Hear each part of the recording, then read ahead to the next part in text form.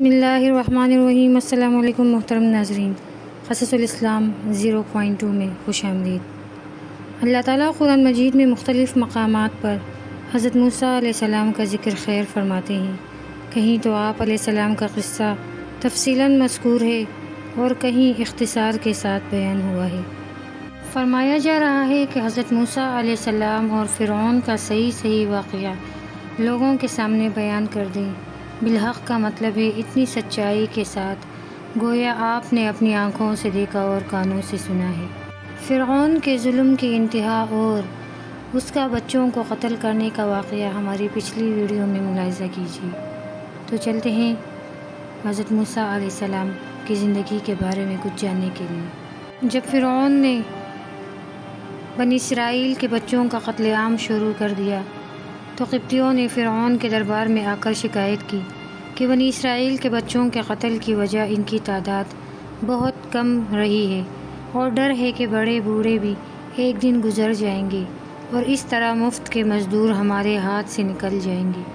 دراصل قبطیوں کو یہ اندیشہ ستا رہا تھا کہ بنی اسرائیل کی نسل کشی مکمل ہو گئی تو پھر یہ سارے کام ہمیں کرنے پڑیں گے۔ بہرحال فرعون نے حکم دیا کہ 1 سال بچوں کو قتل کیا جائے اور 1 سال انہیں چھوڑ دیا جائے۔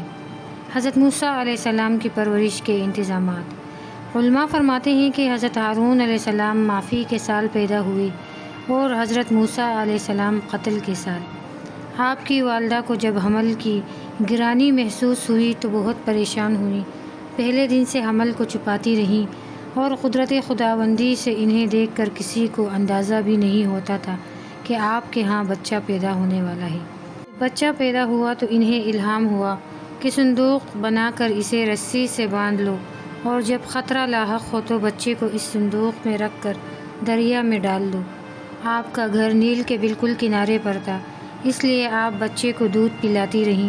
جب کسی ظالم سے خوف ہوتا سو اسے صندوق میں رکھ کر دریا میں بہا دیتی اور کنارے پر رسی کا سرا پکڑ کر بیٹھ جاتی اور جب بچوں کے قاتل واپس چلے جاتے تو آپ بچے کو نکال لیتی۔ سورہ قصص کی آیات میں بھی حضرت موسیٰ علیہ السلام کی والدہ کو انبیاء کی طرح وحی نہیں کی گئی بلکہ ایک بات ان کے دل میں ڈال دی گئی۔ حضرت موسیٰ علیہ السلام کی والدہ ماجدہ کا اسم گرامی عیار خار ہے، کچھ لوگ ان کا نام عیاس خط بھی بتاتے ہیں۔ بہرحال اللہ تعالیٰ کی طرف سے ان کی رہنمائی کی گئی اور ان کے دل اور شعور میں یہ بات ڈال دی گئی کہ حزن و ملال اور خوف کی کوئی بات نہیں۔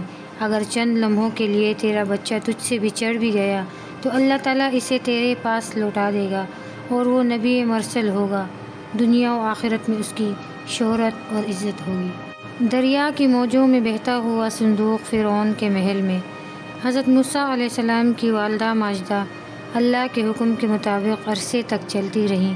قدرت خداوندی کے ایک دن بچے کو صندوق میں ڈال نیل میں بہا دیا، لیکن معمولی سے غفلت سے رسی ہاتھ سے چھوٹ گئی اور صندوق دریا میں بہتا ہوا فرعون کے گھر کے قریب سے گزرا۔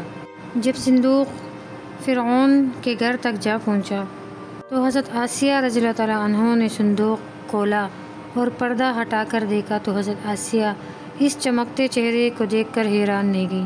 حضرت آسیہ فرعون کی بیوی تھی۔ پورے نبوت ذوفشاں تھا اور جلالت موسوی سے آنکھیں خیر ہو جاتی تھیں۔ نظر پڑتے ہی حضرت آسیہ تو دل سے فریفتہ ہو گئیں۔ فرعون آیا اور پوچھنے لگا یہ کیا ہے؟ اسے جب اس بچے کی بابت بتایا گیا تو اس نے حکم دیا کہ اسے فوراً ذبح کر دیا جائے۔ حضرت آسیہ نے بچے کی جان بخشی کی التجا کی اور کہا میرے لیے اس بچے کی جان کو بخش دیں اور اسے قتل نہ کریں۔ فرعون کے سوئے ہوئے جذبے کو ابھارنے کے لیے کہنے لگی یہ بچہ تو میری اور تیری آنکھوں کے لیے ٹھنڈک ہے۔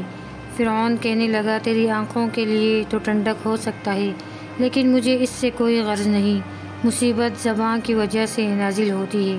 حضرت آسیہ نے کہا شاید یہ ہمیں نفع دے۔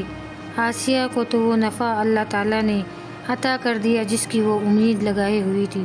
دنیا میں اسے حضرت موسیٰ علیہ السلام کی وجہ سے ہدایت نصیب ہوئی اور آخرت میں ان پر ایمان لانے کی وجہ سے جنت الفردوس کی بہاریں نصیب ہوں گی۔ حضرت آسیہ کہنے لگیں فرعون اس معصوم بچے کے قتل سے کیا فائدہ؟ یہ ہمارے لیے مفید ثابت ہو سکتا ہے، یا اسے ہم اپنا فرزند بنا لیں۔ شاید اسی وجہ سے انہوں نے حضرت موسیٰ علیہ السلام کو اپنا منہ بولا بیٹا بنا لیا، کیونکہ ان کے ہاں اولاد نہیں تھی۔ اللہ تعالیٰ فرماتے ہیں ترجمہ، اور اس تجویز کے انجام کو نہ سمجھ سکے، یعنی ان کے وہم و گمان میں نہ تھا کہ اللہ تعالیٰ انہیں اسی بچے کے ذریعے نیست و نابود کرے گا، اور فرعون اور اس کی بادشاہت کا خاتمہ اس کے ہاتھ پر مقدر ہو چکا ہے۔ حضرت موسیٰ علیہ السلام کی فرعون کے محل میں پرورش، اور موسیٰ کی ماں کا دل بے قرار ہو گیا، قریب تھا کہ وہ ظاہر کر دے اس راز کو، اگر ہم نے مضبوط نہ کر دیا ہوتا اس کے دل کو، تاکہ وہ بنی رہے اللہ تعالیٰ کے وعدے پر یقین کرنے والی۔ اور اس نے کہا موسیٰ کی بہن سے کہ اس کے پیچھے پیچھے ہو لے، پس وہ دیکھتی رہی دور سے، اور وہ اس حقیقت کو نہ سمجھتے تھے، اور ہم نے حرام کر دی اس پر ساری دودھ پلانے والیاں۔ اس سے پہلے تو موسیٰ کی بہن نے کہا، کیا میں بتا دوں تمہیں ایسے گھر والوں کا جو اس کی پرورش کریں؟ تمہاری خاطر وہ اس بچے کے خیرخواہ بھی ہوں گے۔ تو اس طرح ہم نے لوٹا دیا اس کو اس کی ماں کی طرف، تاکہ اسے دیکھ کر اس کی آنکھیں ٹھنڈی ہوں اور اس کے فراق میں غمزدہ نہ ہو، اور یہ بھی جان لے کہ بلا شبہ اللہ کا وعدہ سچا ہوتا ہے، لیکن اکثر لوگ اس حقیقت کو نہیں جانتے۔ حضرت موسیٰ علیہ السلام فرعون کے گھر میں قیام پذیر ہوئے تو حشم و خدم نے کوشش کی کہ بچہ کسی عورت کا دودھ پینے لگے، لیکن اس نے کسی کا دودھ نہ لیا اور نہ کوئی اور خوراک کھائی، اور اس صورتحال کو دیکھ بہت پریشان ہوئے وہ لوگ۔ ہر ممکن کوشش کی کہ بچہ کچھ کھائے پیے، لیکن بے سود، جیسا کہ اللہ تعالیٰ فرماتے ہیں، اور ہم نے حرام کر دی اس پر ساری دودھ پلانے والیاں۔ اس سے پہلے بہت ساری عورتیں اور دائیاں آپ کو لے کر بازار میں آئیں کہ ہو سکتا ہے کہ کسی عورت کو دودھ بچے کو موافق آ جائے۔ بازار میں لوگوں کا جمگٹا لگا تھا، سب دیکھ رہے تھے کہ فرعون کا متبنہ دیکھوں کس عورت کا دودھ لیتا ہے۔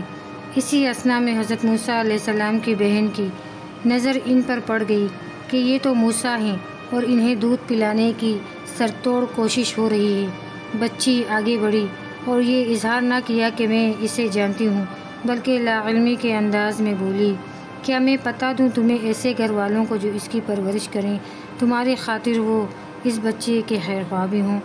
جب حضرت موسیٰ علیہ السلام کو اپنی ماں نے گود میں لیا، جو ہی دودھ دینا شروع کیا، فوراً آپ نے دودھ پینا شروع کر دیا۔ لوگ بہت خوش ہوئے اور خوشخبری دینے کے لیے حضرت آسیہ کے پاس بھاگے گئے۔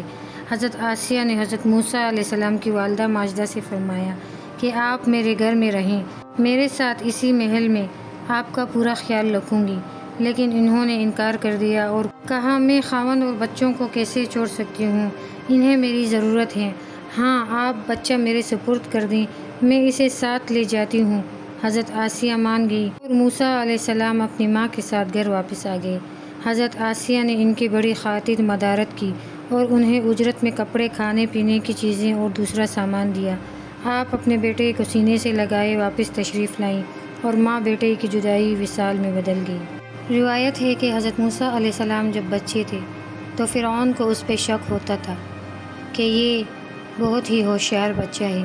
ایک دن اس نے ایک تالی پھولوں کی رکھی اور ایک جلتی ہوئی کوئلے کی کہ میں اسے آزمانا چاہتا ہوں کہ یہ پھولوں کو ہاتھ لگاتا ہے یا کوئلے کو۔ حضرت موسیٰ علیہ السلام پھولوں کی تالی کو ہاتھ لگانے والے تھے کہ اتنے میں فرشتے اللہ تعالیٰ نے نازل فرمائے اور ان کا ہاتھ کوئلے میں رکھ دیا، اور اس کی وجہ سے ان کی زبان جل گئی، جس کی وجہ سے حضرت موسیٰ علیہ السلام توتلی باتیں کرتے تھے، یعنی کہ اپنی بات صحیح طرح سے بیان نہیں فرما سکتے تھے۔ تو محترم ناظرین، ویڈیو کا اگلا حصہ دوسری ویڈیو میں ملاحظہ کیجیے۔ تب تک اجازت دیجیے، دعاؤں میں یاد رکھیے گا۔ جزاک اللہ خیر، والسلام۔